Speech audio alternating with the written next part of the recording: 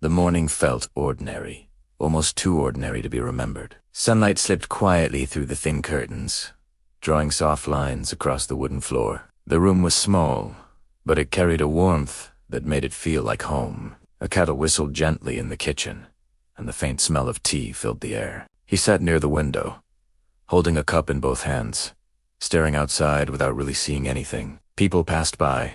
Cars moved. Life continued, as it always did. Nothing seemed different, yet something inside him felt slightly heavier that day. He could not explain why. From the kitchen, his mother called out to him, her voice calm and familiar. She always spoke in a way that made even simple words feel comforting. He answered softly, not loud enough for anyone else to hear, but she understood. She always did.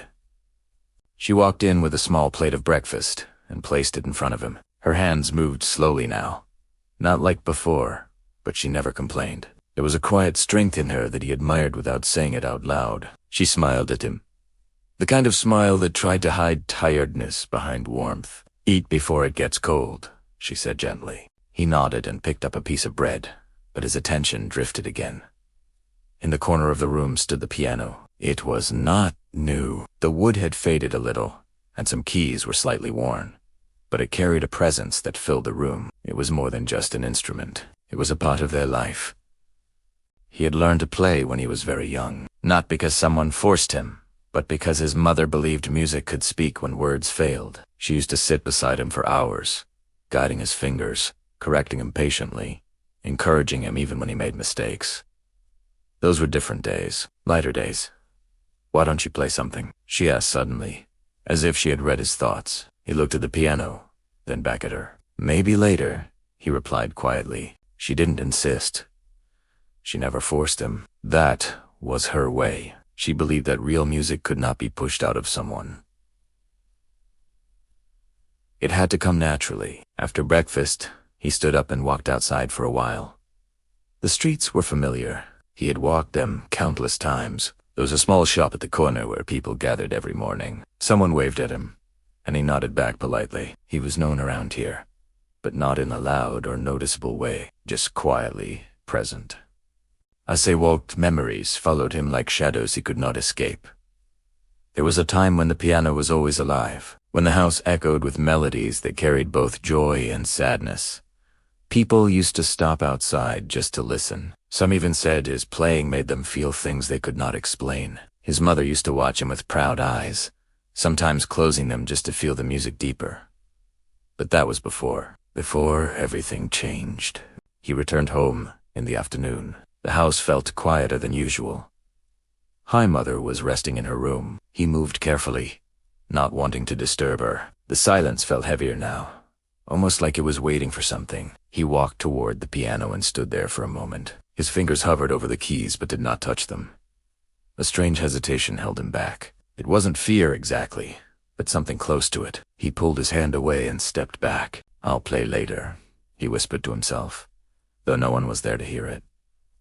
Evening arrived slowly. The light outside turned softer, and the sky began to fade into deeper colors. He sat beside his mother as she woke up. She looked weaker than usual, but her smile was still there. "You didn't play today?" she said gently. "I will," he replied, trying to sound certain. She looked at him for a moment, as if she wanted to say something more, but she stopped herself. Instead, she reached out and placed her hand over his. "You don't have to wait for the right moment," she said softly. "Sometimes, the moment is already there. We just don't see it." Her words stayed with him. Didn't he fully understand them at the time. Night came quietly. The house grew still, wrapped in a silence that felt deeper than usual. A soft breeze moved through the window, making the curtains sway gently. The world outside had settled, but inside, something felt unsettled. He sat alone in the room, staring at the piano again. This time, he didn't hesitate. He walked toward it slowly and sat down. His fingers rested lightly on the keys. For a brief moment, everything felt normal again, like the past had returned, even if only for a second. He pressed the first key.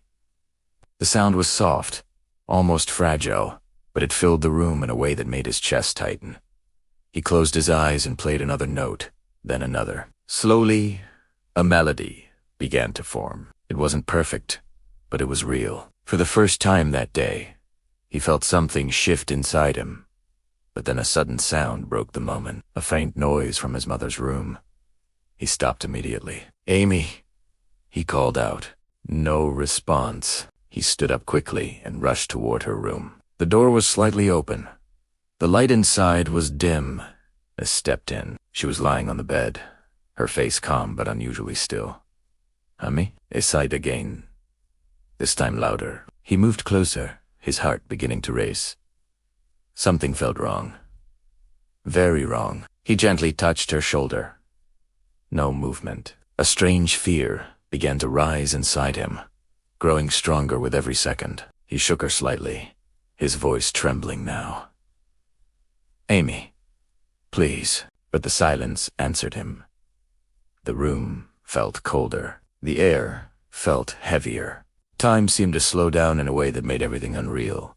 He didn't understand what was happening. Or maybe he did, but he didn't want to accept it. His hands began to shake. "No," he whispered, stepping back. The world around him blurred. Sounds faded. All he could feel was a deep, sinking emptiness spreading inside his chest. Moments passed, though they felt like forever. People came. Voices filled the house. Someone tried to guide him, to speak to him, to make him sit down, but he heard nothing clearly. Everything felt distant, like it was happening far away from him. He sat in the corner of the room, staring at nothing. The piano was still there. Silent, the same keys he had just touched moments ago now felt like something from another life. That night changed everything. Days turned into weeks, and weeks into months.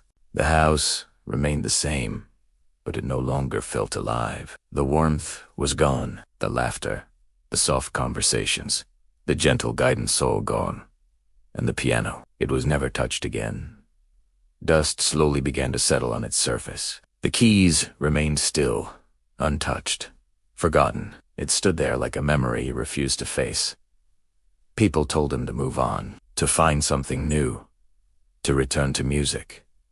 But they didn't understand. Every note reminded him of her. Every melody brought back the moment he wished he could erase. So he chose silence, not because he forgot how to play, but because he could not bear to feel again. Years passed. The world moved forward, but a part of him stayed stuck in that night. The piano remained closed, and no one knew if it would ever open again. Until one day, something unexpected would change everything. But that was still far away. For now, the silence stayed. And so did years passed, but the house never truly changed. The same walls, the same quiet corners, the same window where sunlight still came in every morning. But the feeling inside the house was different now. It no longer felt warm. It felt still, almost frozen in time. He had learned to live with the silence. At first, it felt unbearable. Every corner reminded him of her. The chair she used to sit on, the cup she used every morning, even the soft sound of footsteps in the hallway that no longer existed. But slowly, he stopped noticing these things. Not because they disappeared, but because he trained himself not to feel them anymore. That was how he survived. The piano remained in the same place, untouched. Dust had settled over it like a quiet layer of time. Sometimes, when sunlight hit it at a certain angle, the keys would shine faintly, as if asking to be played again. But he never looked at it for long. He kept himself busy with small things. Work, errands, long walks that had no real destination. He spoke less, smiled less, and avoided anything that reminded him of who he used to be. Music was no longer a part of his life, or at least that's what he believed. One afternoon, something unusual happened. He was returning home, tired from a long day, when he noticed the front gate slightly open. He was sure he had closed it before leaving. For a moment, he stood still, a small sense of unease settling in his chest. He pushed the gate open slowly and stepped inside. The house was quiet, just like always. But then he heard something, a faint sound, not loud, not clear, but enough to make him stop. It was coming from inside. He moved carefully toward the door and stepped in. His eyes scanned the room. trying to understand what was happening. And then he saw her. A little girl stood near the piano. She couldn't have been more than 8 or 9. Her clothes were simple, slightly dusty, as if she had been playing outside. In her hand, she held a piece of paper. For a moment, he just stared.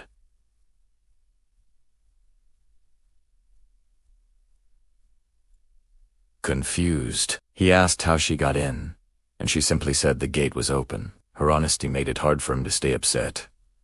He noticed her eyes then. They were not afraid, just curious. When he asked what she was doing there, she looked at the piano and said she had heard music before. Not now, but earlier. That answer stayed with him longer than he expected. She stepped closer to the piano and placed her paper on it. She told him she liked drawing and slowly opened it to show him. It was a drawing of a piano, but not just any piano. It was this one. The same room, the same window. Even the light falling across the floor looked the same, and there was a figure sitting at the piano, playing. He felt something shift inside him. When he asked how she knew this place, she simply said she imagined it. She told him she passed by this house every day and it always felt quiet but not empty, like something was waiting. He had never thought of it that way. Waiting. The word stayed in his mind. She asked if he played, and he quickly said no. She didn't argue. She just smiled and asked if she could try. For a moment, he almost refused, but something stopped him. He stepped aside, and she sat down. Her small fingers touched the keys, and she pressed one softly. The sound filled the room in a way that made his chest tighten. She smiled and pressed a few more keys, creating random sounds that slowly turned into something playful. It wasn't music, but it wasn't silence either. For the first time in years, the house didn't feel empty. He stood there, watching, feeling something he had tried to bury for so long. She said it felt like someone used to listen here. He froze at those words. When he asked how she knew, she simply said it felt like it. That was how it used to be. His mother sitting quietly, listening, smiling without saying much. The memory came back without warning. The girl then asked if he could teach her how to play. The question hit him harder than anything else. He stepped back and said he couldn't. She looked at him for a moment, as if she didn't fully believe him, but she didn't push. She simply nodded and said maybe another time. Before leaving, she placed the drawing back on the piano and told him it was for him. Then she said something that stayed with him even after she walked away. She said when something is waiting, it usually means it's not over. After she left, the house became quiet again, but it didn't feel the same. He stood there for a long time, staring at the piano and the drawing. His thoughts felt heavier, but clearer at the same time. Slowly, without fully realizing it, he stepped closer. His hand reached out and touched the piano. Dust marked the place where his fingers rested. For a moment, he almost pulled away, but he didn't. He remembered her words, and another voice, softer, older, telling him he didn't have to wait for the right moment. His breathing slowed as he sat down. His fingers rested on the keys again after 13 long years. The silence felt different now, not like something to hide in, but something to move through. He closed his eyes. His hand trembled slightly, but he didn't stop. Then he pressed a key. The sound was soft, a little unsteady, but real. It echoed through the room, breaking a silence that had lasted far too long. Another note followed, then another. The melody wasn't perfect. It was broken, hesitant, filled with pauses, but it was alive.